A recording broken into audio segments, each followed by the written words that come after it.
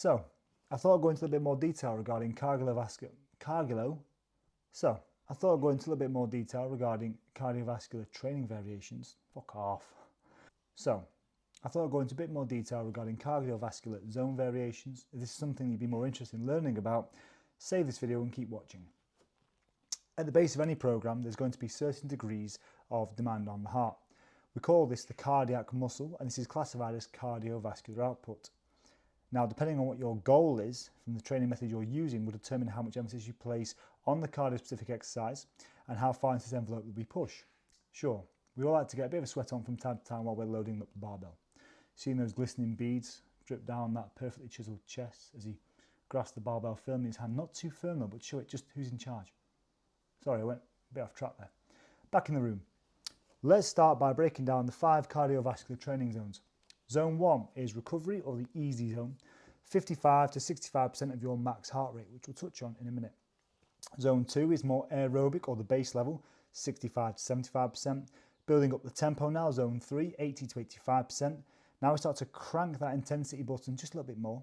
And we go zone 4, the lactate threshold, which will be from 85 to 88%. And then zone 5, anaerobic, or I had to call it death, is 90% and above.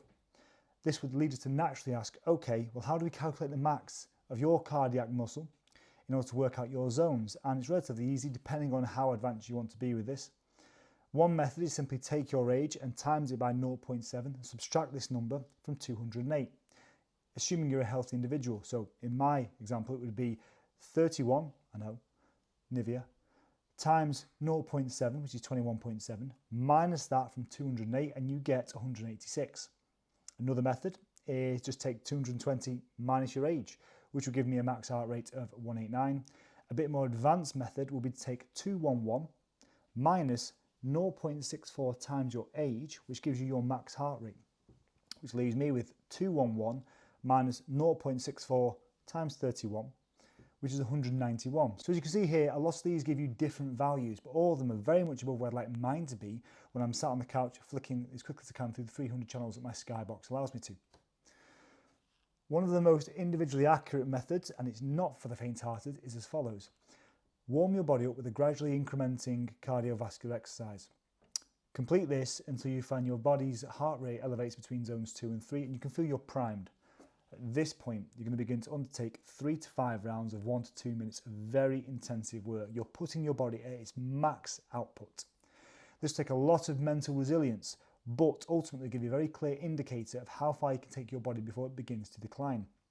The goal of all this is to give us an indicator of how far we can take our body, and the stress is going to be placing on our physique in the meantime. It goes a long way to highlight that with an efficient training program, there is going to be variance in demands on the body. The benefits we gain from training with resistance doesn't always translate into benefits from cardiac muscle, and vice versa. Personally, I can believe that every program should have this spectrum built in, given the numerous benefits that each individual zone will provide you, not just as an individual day to day, but also within your training efforts. Be sure to look through your own training and look to include variety within demands you ask of your body, if you aren't doing so already. Did I say to follow me already? Let's pretend I didn't. Follow me, you should.